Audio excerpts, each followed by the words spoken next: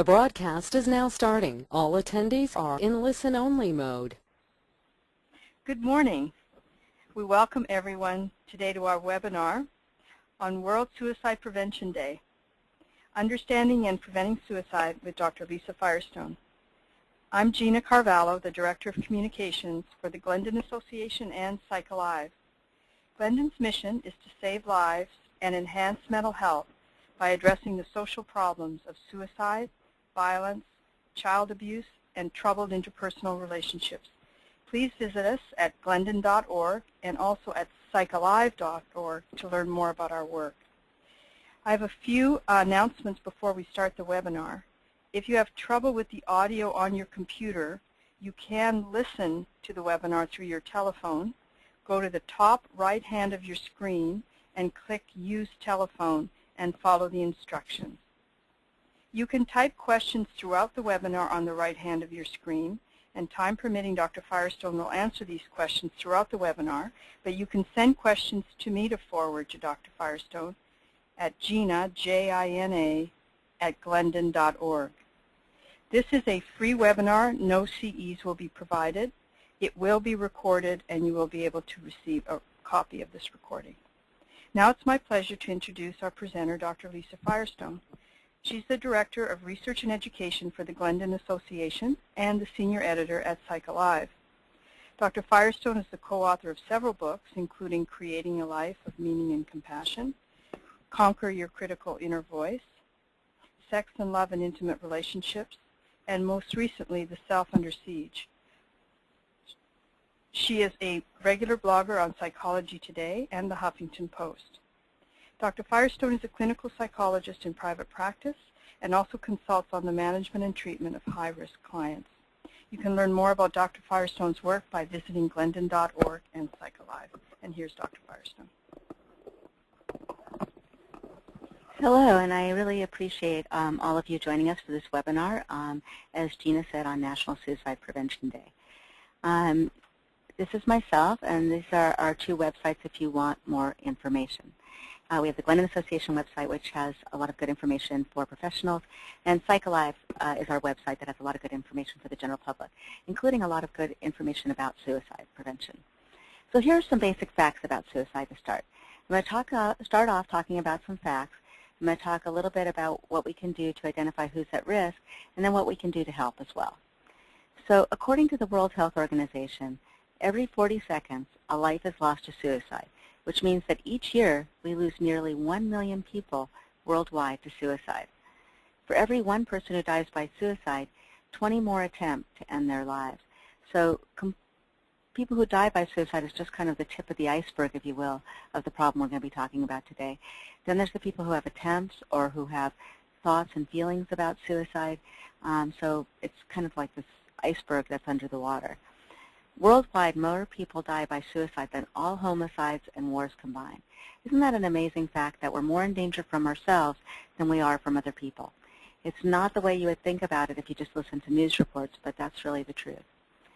Each person who dies by suicide leaves behind an average of 5 closely impacted survivors. Those are the closest family members and loved ones. But for those of you who have been impacted by a suicide, you know that the effect radiates out. So when you have a young person in a high school die by suicide, it not only, of course, affects its friends and family the most, but it affects all of the students in that school, the teachers, the staff, the other families. According to a 2009 statistic from SAMHSA, the Substance Abuse and Mental Health Administration, 8.4 million adults in the U.S. had serious thoughts of committing suicide in the past year. This is just people they surveyed in the general population. And in 2008, 13.4% of people who committed suicide had experienced job and financial problems. What we have seen is an uptick in suicide rates in the United States since the financial crisis, and that's been true in all of the European countries that have had financial crises as well. In 2012, more members of the U.S. military committed suicide than were killed in combat in Afghanistan, with an average of 1 soldier dying by suicide each day. So that's the other problem that we've really been paying a lot of attention to. There's been a real, upswing in the amount of suicide in our U.S. military personnel, and for a long time it's been a problem with veterans. So we'll talk a little bit about that as well. what has happened recently is that the deaths that we have had in the United States due to car accidents has gone down, partly because of safety features on cars and all of that. But the suicide rate is now higher than the death rate by cars accidents. So that's a pretty horrifying statistic, and you can see how much the suicide rate's gone up from 2000 to 2009 in this country. And you may wonder why I don't have 2013 or 2012 statistics on here. And the reason is because our national death reporting system is very underfunded and is somewhat behind. So we don't have data that's right now. We have data that was a while ago. If we look at the overall public health burden of suicidal behavior among adults 18 or older in the United States, what we see is that we have 35,000 or so deaths by suicide, and again, that number's gone up because this is 2008 data. We have 197,000 hospitalizations due to suicidal behavior and 323,000 emergency department visits for people who are feeling suicidal. So again, deaths by suicide is just kind of the tip of the iceberg of the problem we're talking about. I'm going to launch our first poll and ask you, have you been impacted by a suicide attempt or the loss of someone to suicide in your life? So hold on one second and we'll open that poll. And if you're watching this as a group, I suggest that you designate one person in the poll answer, because we're going to have polls throughout, and it really helps us to get your feedback and know what your experiences have been and be able to address those. And we try to wait till at least about 3/4 of the vote is in before we then share with you the results of this poll. Okay. So with about 3/4 of the vote in, we're going to go ahead and close the poll and then share with you what we found. And what you said is that 78% of you have been impacted, 22% have not. So as you can see, this is a problem that affects many people. Oh, wait a second. I'm going to hide the poll so we can go on with the slideshow. Okay. There we go. Okay. So what are some basic misconceptions that we have about suicide that I think get in the way of our helping or responding in the most effective way? The first is that most suicides are caused by one particular triggering event. This just is not the case. There usually is a trigger that starts the suicidal process, but somebody has to be feeling bad for a very long time before they'll take their own life. This is kind of like the straw that breaks the camel's back, if you will, is the current incident. But it's not just one triggering event that leads to a suicide. Another idea is that most suicides occur with little or no warning. This is just not true. Most people who die by suicide have told someone. The majority of adults, the majority of adolescents have talked to someone. With elderly people, they've often gone to their medical doctor within the last week of their life. 10% of people who die by suicide have been in the emergency department within the last month of ending their life. So this is something where people are reaching out, but they reach out in such a way as they sort of let people know, and then they tend to take it back. And they leave people in their life confused about it. And I'll talk a little bit more about this ambivalence as we go along today. Sort of wanting help and wanting to be safe, but also not wanting to be interfered with. Another idea is it's best to avoid the topic of suicide. If we don't talk about it, it won't happen. We've been trying this for a very long time, but it really doesn't work. We need to talk about it. We need to bring the subject of suicide out of the closet, not have it be taboo, and really be able to speak about it. Another idea is that people who talk about suicide don't do it. They're just trying to manipulate us. They're just trying to get attention. But what we know from research is that most people who do die by suicide have talked about it. I think we're better off overreacting than underreacting. And especially with adolescents, people say, oh, they're just trying to manipulate their parents, or they're just trying to get out of doing something. I think, again, we're much better overreacting than underreacting. To those of you who've lost somebody to suicide, I know that the feeling is of having wished we would have done something different, or known to do something different. And that's a very painful feeling to live with. And I'm sorry for those of you who had that experience. Another idea is that people who make suicide attempts are only trying to get our attention. They're just not serious. If they were serious, they would have died. This is just not true. People who may have past suicide attempts, that makes their risk for suicide so much larger. And when it's multiple attempts, it's even more significant. And often, the most lethal people start off with very non-lethal suicide attempts. You know, I think of a young girl in our community who took 3 aspirin and then told her mom. And then the next time she took a little bit more medication but told her mom. The third time she walked off a cliff, broke almost every bone in her body. and had minimal brain damage. She did survive, but I mean, it escalated very quickly, and that's what happens. This is a behavior that gets easier to do, and that people do at lower and lower levels of distress. So when somebody has past attempts, we have to take that seriously. Another idea is a person who's suicidal clearly wants to die, so why should we stop them? And if we stop them, it's only going to be temporary because they'll try again. This is just not true. Many people, or almost all people who die by suicide, are ambivalent. Part of them wants to die, but part of them wants to live. And let me just give you the example of the Golden Gate Bridge, where there have been around 26 people who've lived from that very lethal suicide attempt. We lose 3 people a month off the Golden Gate Bridge to suicide. What was found is that when they were asked, all of them said the minute they jumped, they wished they hadn't. Even people making very lethal suicide attempts are ambivalent. Part of them wants to live. What we need to do when people are in crisis is connect with that part that wants to live and not do anything to side with the part that wants to die. Once a person attempts suicide, he or she won't try it again. Again, in terms of attempts, when somebody has tried before, they may very well try again, and they may very well try again quickly.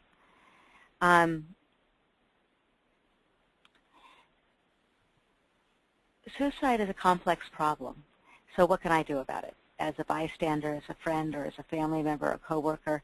And suicide is a complex problem, but just being there for somebody, just letting them know you care, can make all the difference. It's very important.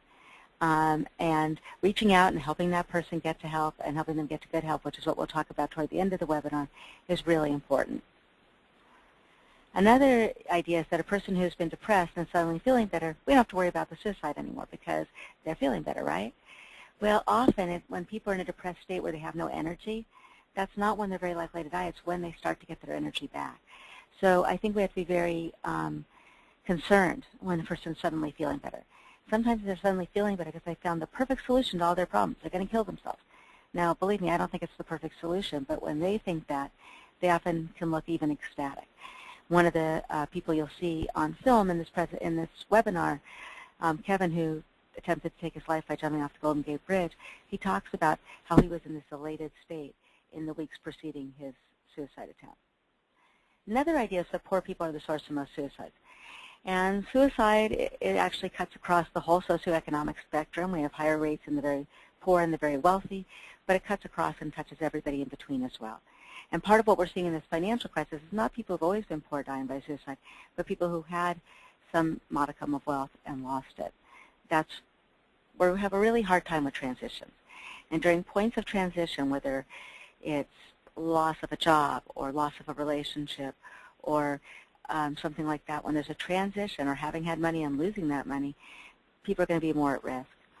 Another idea is that being religious protects against suicide. Now, I do think there's a role for the faith community in protecting against suicide, and there are some religions that consider suicide a sin. And if somebody tells you that they want to die by suicide but they can't because it's a sin, you support that idea 100%. I don't care what your own personal beliefs are. Whatever their reasons are for not doing it, that's the thing we have to support. But just being born into a religion that considers suicide a sin is not protective. If somebody believes very actively in the tenets of that religion, it may be. So now I'd like to share with you our approach to suicide. And when I say our approach, I mean that of myself and my father, Dr. Robert Firestone. And this is the approach that informs all of our work here at PsychAlive and at the Glendon Association. So we believe that basically each person is divided. I don't just mean suicidal people, I mean all of us. There's a part of us that's goal-directed and life-affirming that wants to live what I would call your real self. And there's a part of us that's self-critical, self-hating, its ultimate end can be self-destructive, and what I would call the anti-self. And the nature and degree of this division is going to vary for each individual. It's going to depend a lot on our early life experiences. It's going to depend to some degree on what vulnerabilities we came into the world with. You know, some children are much more sensitive and take things much harder. But that division exists within each of us.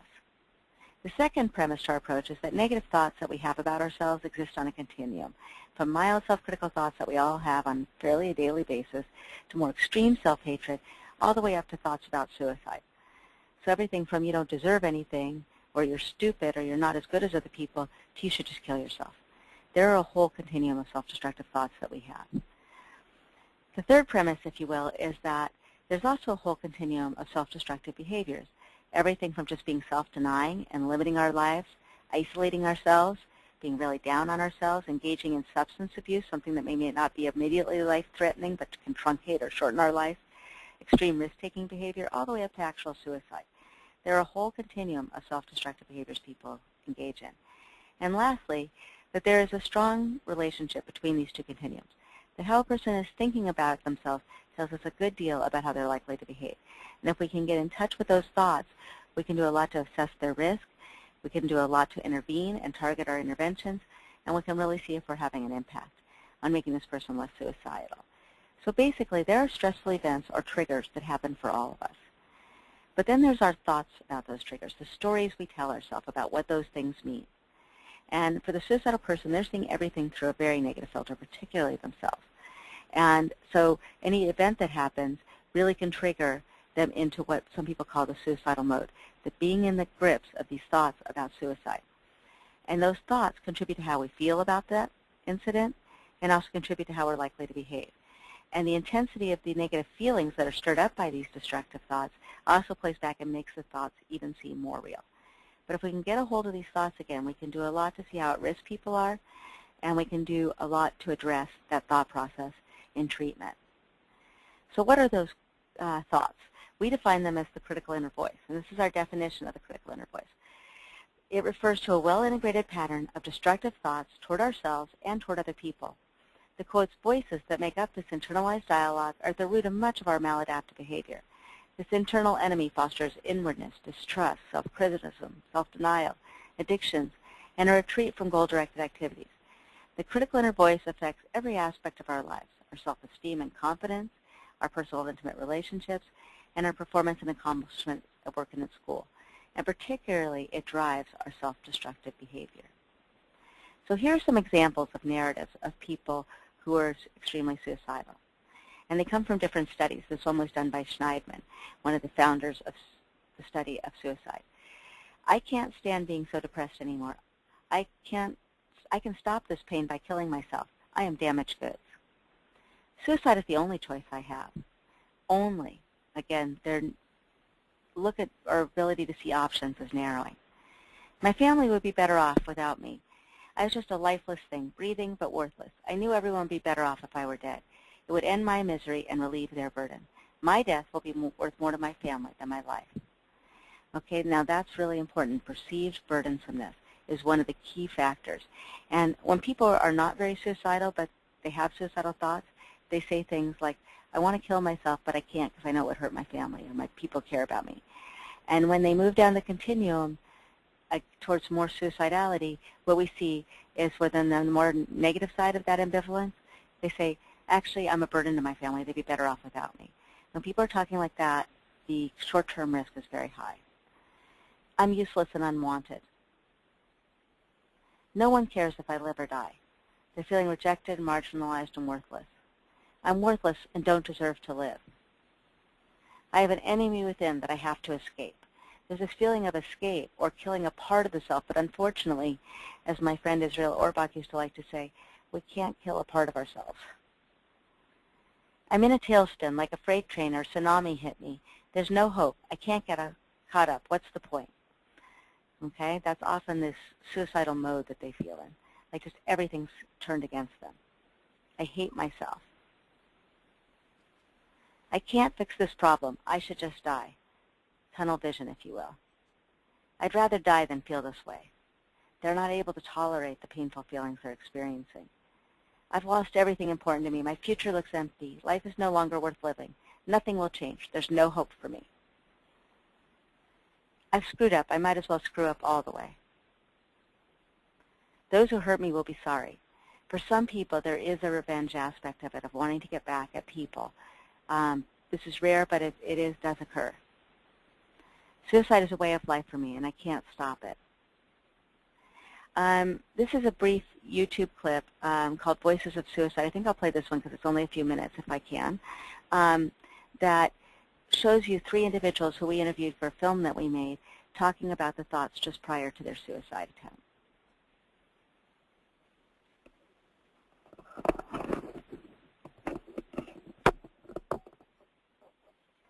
You're alone. You'll die alone. You'll always be alone. The only thing you can do is go and kill yourself. I start to think things like, if you don't matter, what does matter? Nothing matters. What are you waking up for? You know you hate waking up every morning. Why bother? It's so agonizing to wake up in the morning. Why bother doing it? End it. Just end it. I got onto the Golden Gate Bridge, still begging myself not to jump, but hearing the voices saying you must die, and now saying, jump now, jump now. It was so clear, it was crystal clear, and it wouldn't go away. You've already blown it with this class. Now you've got to kill yourself. You know, you can't fail this. I remember saying that to myself, that, you know, once you buy the gun, you can't go back. So finally, I went back through the whole thing, and the safety on, the safety off, the safety on, the safety off, my head, my mouth, my chest, my gut, and as I had it to my gut and was pressing on the trigger, it went off.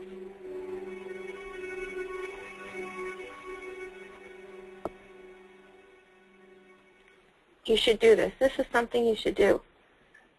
I mean, sometimes I remember it's being rational like that. This is really something you should do. You thought about it long enough. You decided you're going to do it. Now do it. Now quit fooling around and just get it over with. Go ahead. Quit fooling around already. And now you got these pills. Go ahead. Start taking them. At this point, it was abundantly clear. You must die. You must die. I walked back and forth across the span. Finally, I found a spot. Hey, this is it. This is the place. I'm going to end my life.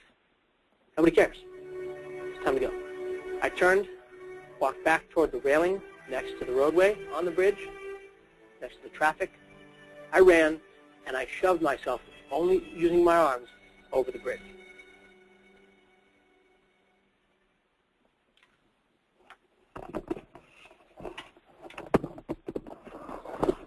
So as you can see, these are the very negative thoughts that drive suicide and self-destructive behavior. And I think these three individuals really have given a lot in sharing their stories. And this is from our film Voices of Suicide, Learning from Those Who Lived. I'm going to launch the second poll now. Except we don't have the little poll thing up here. Hold on a second. We'll try to figure out about that. But the question, and I just want you to reflect on this for now because I don't think we're going to be able to launch it as a poll. Do you ever have these common self-critical thoughts? I'm so stupid. You never get anything right. You're different from other people. You're so unattractive. Those are the common ones that many people experience throughout their life. Okay, we're going to run the poll, so hold on a second. We're just getting back into where we can run the poll. There we go. Okay.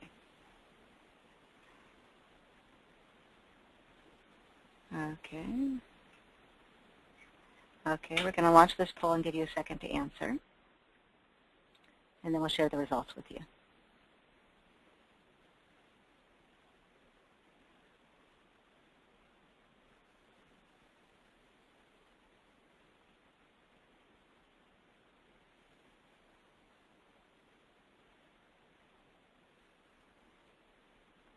Okay, just give you about a minute more, and then we're going to go a couple seconds more, actually. So those of you who want to get your votes in, go ahead and do that. Okay, we're going to close the poll with about 2/3 of the vote in and share with you those results. About 37% of you said that you had the thought about you're so stupid. 53% said you're different from other people, and that's the one we found is always the most common. And 43, and different in some negative way, not usually different in some positive way. And 43% said you're so unattractive. So these are common negative thoughts that people have, and that really affect their lives. So when they get more extreme is when we have to get really concerned. Okay, so how does suicide occur? This is a model that we have borrowed from Madeline Gould, who's done a lot of research on suicide and suicide in adolescence. And here's what we found, if you put all the research together, is that underlying vulnerability for suicide includes things like mood disorders, having a substance abuse problem, having aggression, having an anxiety disorder, extreme impulsivity, struggling with a sexual orientation issue where you don't feel like it's acceptable to yourself or to others, particularly your family. Abnormal serotonin metabolism. There's two ways we get our serotonin levels. One is our genetics affect our serotonin levels, but also if we've been abused as a child, we are going to have lower serotonin levels for life. Family characteristics. Has there been prior suicides in your family? Has there been a history of impulsivity, of aggression? Sexual abuse and physical abuse when you were a child, and social adversity. These create an underlying vulnerability for suicide. And then there's a stressful event, the trigger, if you will. And sometimes that trigger is caused by these underlying conditions. So you have a person with a substance abuse problem, so their marriage ends, and their partner leaving them is the stressful event.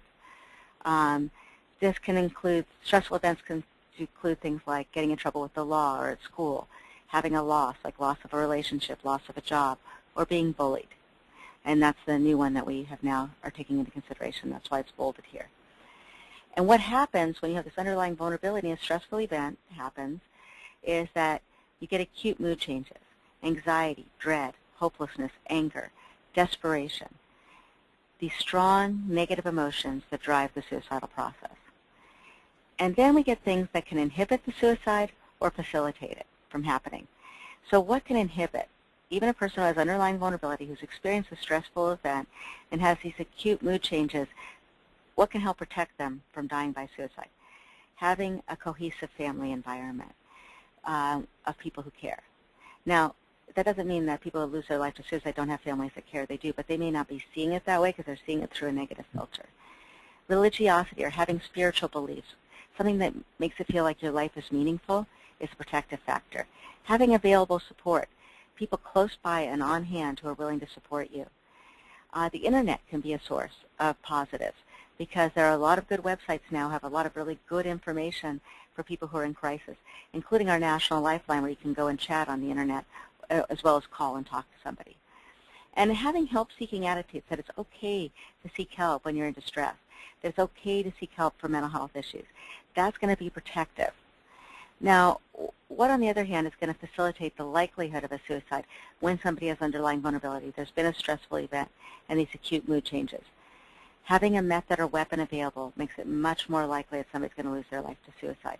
That's why means restriction is an important part of our national strategy against suicide and why we at the Glendon Association fought so hard to get barriers put up on our local bridge.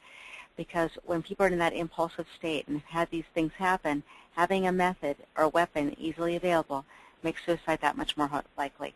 If you're concerned about somebody in your household, I strongly suggest you get any methods for suicide out of the house. And it's just a really good safety precaution. Making it a little bit harder to get access can make the difference between life and death. Putting time between the person and the suicide makes a difference. If you're a therapist, I really suggest that you talk about this with your clients, that you know whether they have a method easily available, and you help them think about how to dispose of this. Having a recent example, somebody in your immediate life who's died by suicide, or somebody in the media. And the media reporting on it, media displays really make a difference. If we aggrandize the suicide, put their picture on the front page of the newspaper, show the grieving mourners around the grave, things like that, advertise the methods of how they did it, we get contagion effect. We get more suicides. It's really important that the media does responsible reporting, and there are national guidelines for media reporting around suicide put out by the Centers for Disease Control, the American Association of Suicidology, and if you want that information, you can go to our Glendon website as well. And the internet. There are places on the internet that tell you things like how to hang yourself. These are not helpful sites or where people get egged on to die by suicide. So these are very important. Now, this can mean the difference. This inhibition and facilitation can mean the difference between survival and somebody losing their life to suicide. It's that important. There are warning signs for suicide. I'm just going to go over those. If you'd like to watch this YouTube clip about them, go to our website, PsychAlive, and go to our YouTube channel, and you can see this clip. of those 3 individuals talking about how they evidence these signs that I'm going to review with you. But because of time, I'm not going to play that clip in the webinar. Disturbed sleep patterns. We now know this is the #1 short-term warning sign for suicide. Now, it's not just because not sleeping makes us irritable, which it does, and more likely to act impulsively and aggressively, which it does, but also disturbed sleep patterns are a good measure of overall level of arousal.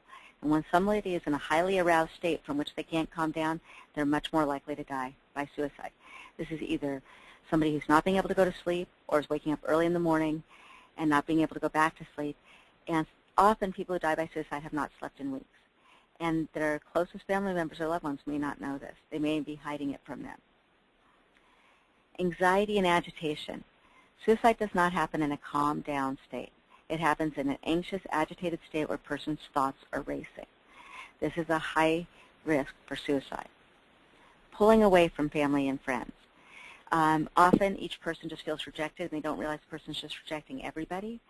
But when there's a pattern of that, and you need to check in with other people in the person's life, if there's an overall pattern of that, they're at high risk. If the person has past attempts, again, they're more likely to attempt at even lower and lower levels of distress. This gets easier and easier to do. Extremely self-hating thoughts are driving the suicidal process. There's a lot of agitation, perturbation, if you will, pain, distress, and it feels intolerable. Feeling like they don't belong, like they don't fit in anywhere.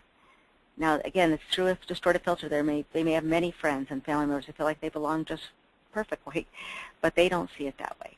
And so when we're assessing somebody's risk or thinking about their risk, we have to get into seeing the world through their eyes, which may be a very distorted negative filter. Hopelessness, and particularly personalized hopelessness, feeling like they have no future, like nothing's going to ever get better for them. People can tolerate feeling bad for a very long time if they feel like it's eventually going to get better, but when they feel hopeless, that's when they're more at risk. Feeling rage. There's often a lot of rage toward others. They're lashing out, but a lot of rage toward themselves. Often they're feeling trapped. And just to give you an example that I saw in a presentation by my colleagues at the Mayo Clinic of a woman who, she worked in a nail salon. She was a manicurist. And at the end of the day, she's the only person working. It was a weekend day. She took some money out of the cash register just because she didn't have money for bus fare home, and she's going to put it back the next day. But unbeknownst to her, there had been somebody stealing from the shop on a regular basis, and so they had a camera on, a hidden camera. And when she came to work the next day, they told her that she was going to have to go to the police station. What she did instead is she went home and got her husband's gun and drove herself out in the woods and shot herself.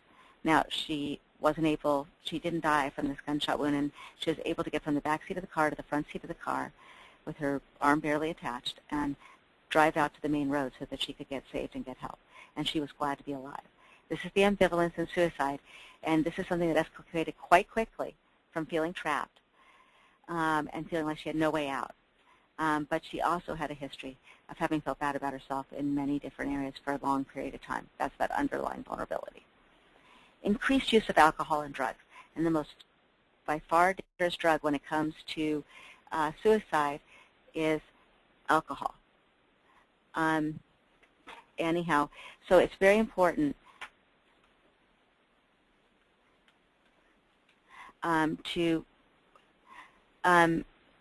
alcohol is the most serious drug when it comes to suicide risk. So somebody's increasing their use of alcohol. 60% of suicides occur under the influence. So I think that's something we need to think about. Alcohol is a drug that makes us more impulsive and more aggressive toward ourselves as well. So it's an important drug to think about, but other drugs can also have this effect. So if the person is particularly increasing their use of alcohol or drugs, they're going to be at more risk. And 25% of people who die by suicide have had long-term alcohol problems. Feeling that they're a burden to others. Again, feeling that people will be better off without them. Now, that's never the way that family members feel. I know some of you have lost family members to suicide. I've never met a family member who felt like they were better off. This is something that really does hurt other people. But that's not how the person's thinking. They're thinking you'll actually be better off without them, but they're a burden. They have lost interest in their favorite activities. They don't feel like anything matters anymore. A young person who's cared very much about being on a team has the thought that they're not even showing up for practice anymore. It doesn't matter. Somebody cared very much about their appearance is coming to work disheveled. These are warning signs because they're not caring about the things they used to care about. Often the person is experiencing something we call anhedonia, or loss of pleasure in any activity. They've given up on themselves. They don't feel like anything matters anymore. They're often engaging in a lot of risk-taking behaviors. 10% of people who die by suicide have appeared in the emergency department within the last month of their life. If we were doing better screening in emergency departments, we probably would save a lot of lives. But sometimes it's because they're reporting suicidal thoughts that they're ending up in the emergency department, but sometimes it's because they're doing these very risk-taking behaviors and they're hurting themselves. If a person is having suicidal thoughts, making plans, taking actions to procure the methods for suicide, they are at risk. And the farther they are along that chain, so they're actually taking actions to get together the methods for suicide, for instance, they're much more at risk. Sudden mood changes for the better, again, are a risk factor. So what are some other risk factors for suicide, more long-term, making up that underlying vulnerability? Because I think these warning signs were more the things that are showing on the surface right before suicide. These are the underlying risk factors. Having a psychiatric disorder. The two most associated with suicide risk are major depressive disorder and bipolar disorder. But also people with conduct disorders have high risk of suicide. So people who are acting out aggressive behavior towards others are actually at risk of dying by suicide as well. People who have substance abuse problems. People who have schizophrenia. These are the disorders most associated with suicide risk. Psychiatric comorbidity, meaning that the person has a dual diagnosis. They have a mood disorder and a substance abuse disorder, or a mood disorder and an anxiety disorder. That's when they're going to be most at risk. Personality disorders that are associated with suicide are especially the cluster B personality disorders, antisocial personality disorder, again, somebody's acting out towards other people as well, borderline personality disorder.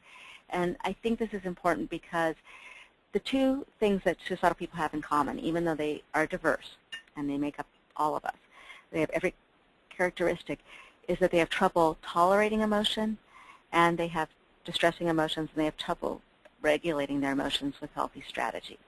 And those are the two skills deficits that we see in borderline personality disorder as well. Histrionic and narcissistic personality in addition. Having the availability of a lethal means just makes somebody so much higher at risk, because in that one impulsive moment when they're on the wrong side of their ambivalence, they could lose their life. That's why it's so important to restrict their access to lethal means. Having a family history of depression or suicide is, again, going to increase their risk. Losing a parent to death or divorce when you're under 18 makes somebody at lifetime greater risk of dying by suicide. Family discord increases risk. Physical or sexual abuse history, again, makes up part of that underlying vulnerability. Lack of a supportive network, poor relationships with parents and peers, a feeling of social isolation, and particularly the loss of social supports. So somebody who had a lot of friends, but they went through a difficult divorce and everybody stayed friends with their partner, or they've moved to a new city, or they've lost their job and they've lost all those social relationships they had at work. Dealing with homosexuality in an unsupportive family or community or hostile school environment can increase somebody's risk. And if you're interested in how to be more supportive, I suggest you look at the Family Acceptance Project. If you Google that, you will come upon Caitlin Ryan's project, or if you have any trouble finding it, you can contact us. That really is very helpful in terms of teaching families how to be supportive. There's actually an incredibly helpful video on there that shows a very macho Marine Hispanic dad coming to accept his son who is gay, and not only that, ends up him and his wife end up developing a support group for all of the teens in the neighborhood who are struggling with sexual identity issues. Again, previous attempts put somebody at greater risk, and being in poor physical health put somebody at greater risk. History of a recent loss is really important, particularly if the person has unresolved losses from your past. Having a new loss is likely to set off all those unresolved issues. So it can be, again, that straw that breaks the camel's back. Losing a job, losing a relationship, losing a physical ability. We don't do very good with change. So at times of transition, we're going to be most at risk. So recently widowed, recently divorced. Important days or anniversaries. It's not that more people kill themselves on New Year's and Christmas, but personalized days. The time a year ago that a loved one died. The time a year ago that somebody at our school took his life. Again, family instability, social isolation and loss of social supports we've talked about. What are the social risk factors for suicide? Suicide is a predominantly male problem. It's 3 to 4 times more likely in males than females in the United States, and this is true worldwide. The only exception is in rural China, where a lot of what would be suicide attempts end up being fatal because of the lack of rescue and the very lethal toxicity of the methods people use. Suicide is predominantly in the United States a problem of white people. It is 2 times more likely in white people, but Native Americans also have a very high suicide rate. The same Native American populations that have very high suicide rates also have very high substance abuse problems. And again, wherever there's more substance abuse, there's more suicide. Age. With men, the rates of suicide just keep rising with age, especially in white men. Actually, in non-white men, for instance, in African-American men, they're actually higher in adolescence and young adulthood. In women, the rate of suicide peaks at about age 55 and then starts to decline. Empty nest syndrome, maybe, if you will. Certainly after retirement, people struggle, especially if work has been a big part of their identity.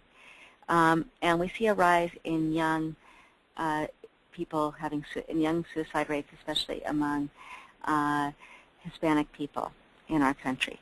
So that's another thing to think about. In general, Hispanics would tend to have bigger families and more family connections and actually have had lower suicide rates. But that seems to be changing, especially in our young Latino population. Religion, Protestants and atheists do have slightly higher rates than Jews and Catholics, religions that consider suicide a sin. But again, it cuts across the whole religious spectrum, and religion is only protective when the person believes in the tenets of that religion. Just being born into the religion doesn't do it. So what are some protective factors? And when we're thinking about suicide risk, we always have to be weighing risk and protective factors. Having family and community connections and support is really important. When we're dealing with people who are suicidal, helping them get connected with groups where they're going to feel included, where they're going to feel seen, is really important. And really helping them see the family connections and support they may have but aren't able to really access because their thinking has become so narrowed. When there's clinical care available and accessible, people do much better. When it's easy to get help. So when there is easy access to mental health care in the community, when it's accepted to go get that mental health care and it's supported, suicide rates are lower. Resilience. Some people just bounce back more easily than others. It can be that they had not as much underlying vulnerability. It can be that they tend to see the glass half full instead of half empty. And there's some of this that can be taught. Some of it is trait-like, but a lot of it can be taught skills and resilience. But anybody who has too overwhelming of a load is going to be at risk. And having coping skills. The more coping skills you have, the better. And this is a lot of what we need to teach are good, healthy coping skills for regulating emotion and for tolerating emotion. If we see suicide as a skills deficit, we can do a lot to intervene helpfully with people who are suicidal. And having higher frustration tolerance, developing more ability to sit with negative feelings, and good strategies for regulating our emotions can be helpful. Having cultural, religious beliefs or spirituality and communities where we feel connected can be incredibly helpful for people. And so there's a real role for the faith-based community in helping to prevent suicide by reaching out, by providing people with a feeling of belonging and security. I want to share with you Thomas Joyner's model of suicide, which he wrote about originally, and why people die by suicide. These are the 3 components that he feels are necessary for suicide to occur. And our National Suicide Hotline, our 1-800-273-TALK number, is run on this model. So here are the 3 things that need to be there for a person to die by suicide. In order to have the desire for suicide, there has to be perceived burdensomeness, where you feel like you're a burden to your family, to your friends, to your loved ones. And thwarted belonging, like you don't fit in, you don't belong anywhere. And then you have to have the acquired capability to die by suicide. An acquired capability has to do with the ability to disconnect from yourself enough to take actions against yourself. It can happen because you've had a history of childhood sexual abuse, which will teach you to disconnect like nothing else. It can be because you've had a lot of traumatic experiences in the process of growing up, a lot of painful experiences, having 4 operations before you're 10, or vicarious trauma, having been exposed through other people to a lot of traumatic experiences, hearing traumatic stories. I did an interview this weekend with somebody who had a lot of loss in their life, a lot of violent loss, and all that trauma was very painful to hear about, and experienced some of that vicarious traumatization in hearing about her trauma, let alone thinking about for her what it was like to live with all that trauma. There's a lot of ambivalence in suicide, and I'm not going to play you this clip too, but again, it's available on our YouTube channel. If you have any trouble finding it, I'm glad to share it with you. It's Kevin Hines talking about the ambivalence, talking about how he would reach out and tell his dad things that would let his dad know he was in trouble. But then when his dad would say, look at Kevin, I think we need to go to the hospital. I'm really worried about you. He'd say, oh, no, Dad. I have to go to my English class today because, I have a test in English, and, I'll fail if I don't go to my English class, so please just drop me off at college. Well, the minute his dad dropped him off at college, what he did is he dropped all of his courses, took a bus to Golden Gate Bridge, and made his suicide attempt. So people will sort of reach out and take it back when people try to reach out and help them, often. And you can think about it from our model as a self and an anti-self. When the person is going along with their negative thoughts, those negative thoughts are taking more and more hold over their behavior. And what we see in the suicidal state is these negative thoughts, like the monsters and the wild things, are really the ones in control and running the person's life. And what we need to do is help the person stand up to those negative thoughts, like when Max and the wild things said goodbye to the monsters. And they said, we'll eat you up, we love you, so you can't go. And he said goodbye. When a person can learn the skills to stand up to those negative thoughts, then we're going to have a person who's able to survive. So now I'm going to ask you, launch this poll, if you had someone you know come to you for help or confide in you about thoughts about suicide. So just give us a minute and we'll launch that poll. And I'd like to get your feedback of whether you've been approached in this way. Because this is one of the most difficult things we deal with, is coming across somebody who's reaching out to us. And again, they may be ambivalent, so they're reaching out one moment and taking it back the next. But if you had someone come talk to you about thoughts about suicide. Okay, and with about 3/4 of the vote in, I'm going to close the poll and share with you the results. About 78% of you said yes, and only about 22% said no. So as you can see, this is something that we very commonly come across and get asked about. These are the basic helper tasks. These are the 5 things that come from the California Helper's Handbook, which was developed by Brian Tanney, a British psychiatrist, or actually a Canadian psychiatrist, now Australian psychiatrist. These helper tasks are in a brochure that you can download on the Glendon website and use as materials you can give out to people. And you can watch this helper's task clip on our YouTube channel as well. But let me just review them with you quickly. You can engage with the person. It's really important to engage with the person at risk in a personal way, to use kind contact and give them your full attention.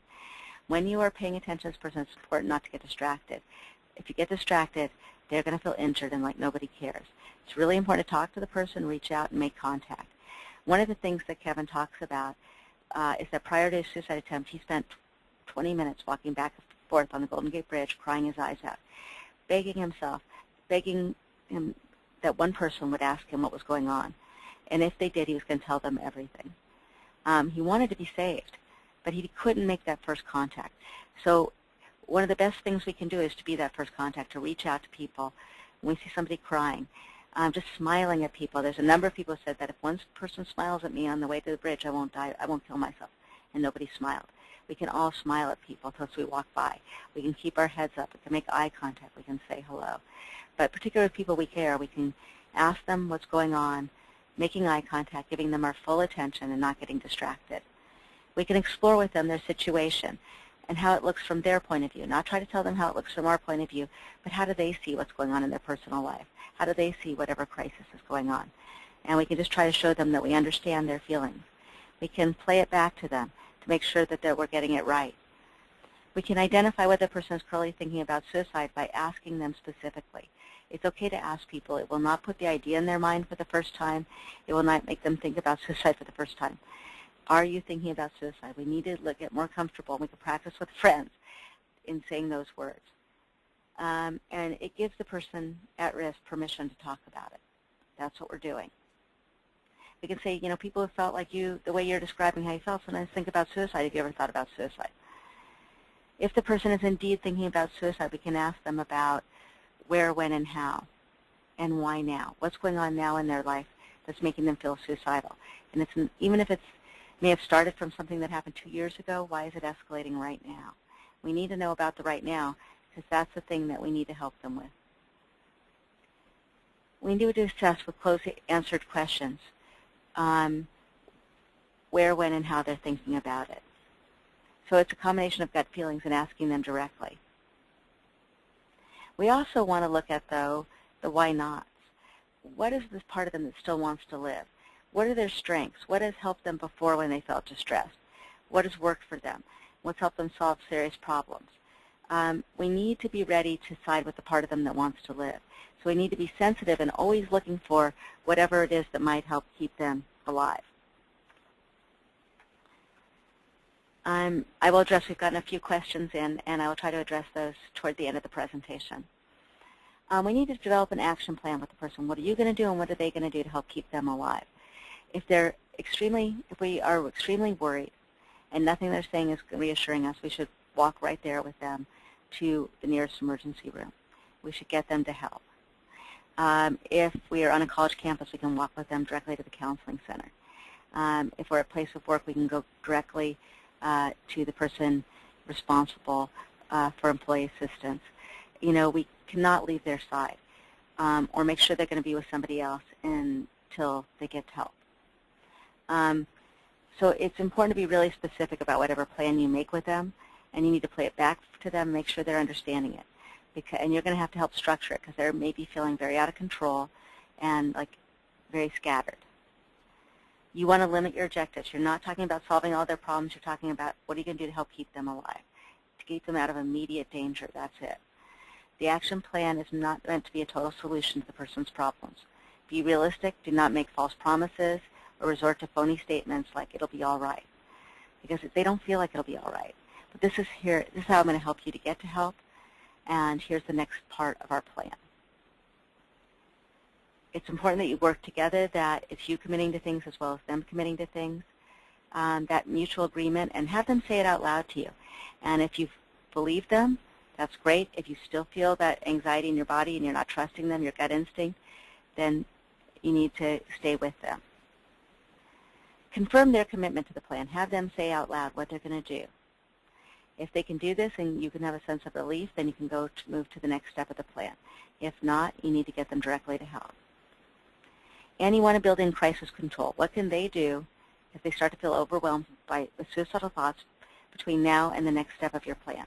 So if you're going to meet the next morning and walk into the counseling office on campus, like a young woman did with an ex-boyfriend of hers who was making threatening remarks in text to her of taking his own life, and if he had felt overwhelmed with suicidal thoughts before that next morning when they were going to meet, he was to call the National Suicide Lifeline, the 1-800-273-TALK number. But he didn't feel that, and he did meet her. They walked to the counseling center, and they were able to get him hospitalized and get him the help he needed. And they were able to get in touch with his father and have him be able to come to Santa Barbara and be helpful to him. You want to spell out the follow-up, again, being very specific. Where, when, and how are you going to meet again? What's the next step to the plan? Making sure that they know they can get help, or, again, walking directly with them to the emergency room. I'm going to launch this fourth and last poll. Actually, I'm not, because of time. I want to get to all of our material. But it's something to think about. Do you think you could make an action plan with someone you're worried about? And if you want more information or help with that, be sure to give us a call. Here are some coping suggestions for the suicidal person. They come from safety planning, which was developed by Greg Brown and Barbara Stanley. It's really important to help the person recognize what specific actions they can take when they start to feel bad. And how can they recognize they're getting into crisis? Do they have specific symptoms that they could recognize? When they're not sleeping, that's the time I need to go get help. When I'm starting to feel in that agitated state, like I can't sit still, that's a time to go get help. When the suicidal thoughts start to come, that's a time to go get help. So what are their specific warning signs? And what are some actions they can take that will interfere, that will make them feel better, that will get them out of the suicidal state and get them away from being passive and isolated? So what activities could they do that are going to make them feel better? Is it taking a walk, going for a run, playing with their dog, baking brownies, meditating? being able to slow down their thoughts, watching a funny movie, listening to music. Music is very mood-inducing. What you want them listening to is not music from a depressing time in their life or with depressing lyrics that they identify with, but with music that's uplifting from a very happy time in their life. All of these things can help get them in a better mood. Where could they go to just be with people, to take their mind off their negative thoughts? Going to the mall, going to the park, going to Starbucks, going to an athletic event, somewhere they're just going to be distracted, being around people. Are there friends they can just talk to on the phone who they don't have to talk about the suicide or thoughts, but who are going to distract them and make them feel better? Again, this is buying time between the person and their suicide, because often later on they don't feel like doing it. Who could they call in their immediate social circle to talk about their actual thoughts about suicide? Is there a specific friend, a relative, a minister, or somebody from their school that they could talk to when they're feeling at risk? And making sure they have that phone number on them 24/7, making sure that number is in their smartphone, because those are the things we're carrying with us 24/7, right? Is there a way we could get lethal means out of their immediate environment? Can we get pills or a weapon, potentially a gun, out of the house? And finally, we want to make sure that they have the suicide hotline number, the person they could call in case of emergency. If they have a therapist, or a psychiatrist, or both, we want them to have those numbers on hand, because, again, those are people who are going to know more about them and be able to address things more quickly. But 1-800-273-TALK. And if you're concerned about something, you can call that number, and they will talk to you about how to get help for the person you're concerned about.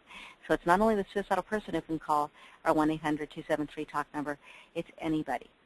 And you can also access Lifeline online, and they have a chat surface now available, so you can chat with them online if you feel more comfortable that way.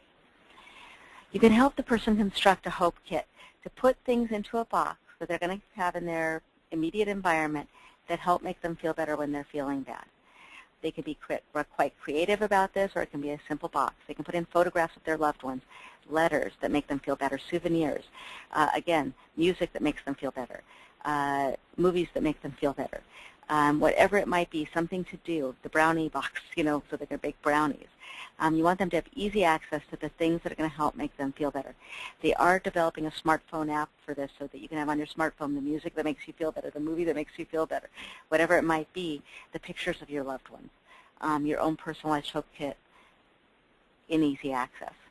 Here are some apps that have already been developed for suicide prevention that I want to alert you to.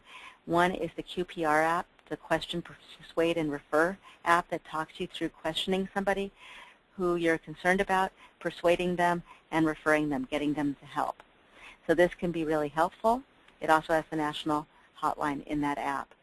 There's also the Ask, which again helps you ask somebody about suicide and takes you through the steps of what you can do. Oh, the National Suicide Lifeline also offers now e-postcards that you can send to people you're concerned about. And it helps you personalize them and send it. So if you don't know how to talk to somebody about it, send them an e-postcard. And this has messages approved by suicidal people who have a lot of knowledge in the field of suicide. And again, you can personalize those messages. I just want to introduce you to this thought from Dan Siegel in the field of interpersonal neurobiology. This is the only appropriate attitude to ever have toward yourself, a whole attitude, curious, open, accepting, and loving. And when you're not feeling that way, that's a time to get worried and to go and look for help. And this is his healthy mind platter of the 7 things you have to do every day to have a healthy mind.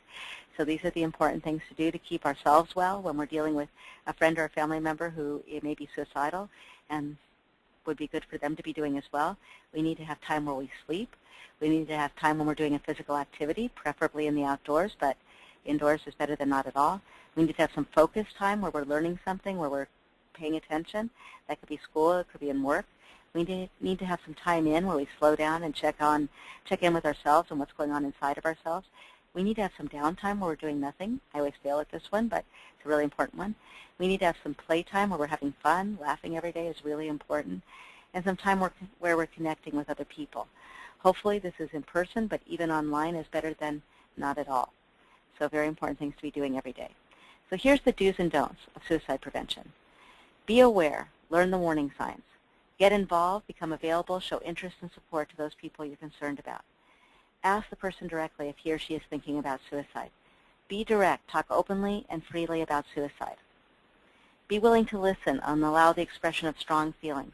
If you can accept their expression of the strong, painful, negative emotions that are driving suicide, it will help them to feel better. Be non-judgmental. Don't debate whether suicide is right or wrong, or feelings are good or bad. Don't lecture on the value of life. It'll just get the person to shut up and not talk to you. Be open to them. Don't act shocked. Let them talk. Offer hope that alternatives are available and take action. Don't dare the person to do it. Again, because people often bait people and then take it back, sometimes people end up daring them to do it. Don't do that. Don't ask why questions. Why do you do this? Why this? Why that? We get very defensive when we're asked why questions, and it doesn't help. Offer empathy for the feelings, but not sympathy with the solution of suicide. Don't act shocked. This will just put distance between you and the other person. Don't be sworn to secrecy. You can't afford to keep your friend's secret. You need to get them to help. Your friend may be angry at you at first for telling their secret, but in the long run they're going to thank you, and at least they'll be alive and be around to still be your friend potentially. I'm not going to launch this poll, but I know many of you are somebody who's lost somebody to suicide. Here are the common emotions that are experienced when we lose somebody to suicide. The first is shock, because this is a sudden death, and whenever there's a sudden death, we're going to feel shock. We're going to often have a lot of anger at ourselves and anger at other people. We're going to have a lot of sadness and a lot of self-blame. Nobody can take responsibility for another person's suicide. It's an act where the murderer and the victim are the same person. And it's hard to be angry at the person who died by suicide, but we are angry. And it's important to let ourselves feel that. It doesn't mean we're a bad person or an immoral person or we didn't care about them, but we're going to feel angry. And so these are some of the emotions around suicide. These are some things we need to do to take care of ourselves. We need to ask for help when we need it. We need to talk to other people and get support. We need to get plenty of rest ourselves to get sleep. We need to drink plenty of water and avoid caffeine. This doesn't help in the long run. We need to not deal with our stress through alcohol or drugs. Not helpful in the long run. Exercise, particularly aerobic exercise, is going to make us feel better. It's going to help calm us down, and especially rhythmical kind of exercise like running, one foot after the other. Just paying attention to our breathing. When we breathe in, we're going to breathe out. We can slow down our thoughts in this way. We're not very likely to hurt ourselves or other people. We can use relaxation skills, whatever helps us relax. Again, everything from baking brownies to looking at the sunset to taking a run to doing jumping jacks in our living room. And if you want more advice or more help, look on our PsychAlive.org Suicide Prevention Advice page. There's also the National Action Alliance for Suicide Prevention, the American Association for Suicide Prevention, and the International Association for Suicide Prevention, American Association of Suicidology, sorry. And they have a support group directory for those of you who've lost loved ones to suicide. And you can go on our PsychAlive website and you'll see links to all of those. For immediate help in an immediate crisis, if the person is threatening to hurt or kill themselves, or someone's looking for ways to kill themselves and looking for access, call 911 and seek help immediately. If someone you care about is showing signs of suicide, like we talked about, all of these signs, seek help by contacting a mental health professional or calling the National Lifeline, 1-800-273-TALK. They're available 24/7. These are our resources or books about suicide, our Conquer Critical Inner Voice and Suicide in the Inner Voice. We have 3 films about suicide. Understanding and Preventing Suicide for the general public is a 30-minute film, again with some of the clips that you could have seen in this webinar, and you saw a little bit. Voices of Suicide, Learning from Those Who Lived is our hour-long suicide film for professionals, which not only has interviews with these these individuals who almost lost their lives to suicide, but also with experts from around the world in the field of suicide prevention, and our Faces of Suicide clip for survivors of suicide or people who have lost loved ones to suicide, who has survivors telling their stories as they were making the quilt with squares to remember their loved one for our right here in Santa Barbara. These are our instruments for assessing suicide risk and violence risk that are made available through the Glendon Association and Psychological Assessment Resources. We have an upcoming webinar for professionals, Suicide, What Every Professional Needs to Know About Suicide, in which you can get 3 CEs. That's next week, September 17th. And then we have 2 webinars about depression, one for the general public and one for CEs as well in October. National Depression Screening Month. If you have any more questions for us, please feel free to contact us at the Glendon Association or at PsychAlive. And again, if you would like your questions answered, including the ones that you typed in that I was not able to answer during the webinar because we're out of time, please go ahead and send those to us, and we will be glad to answer them for you. Thank all of you for attending today, and with that, we're going to end the webinar.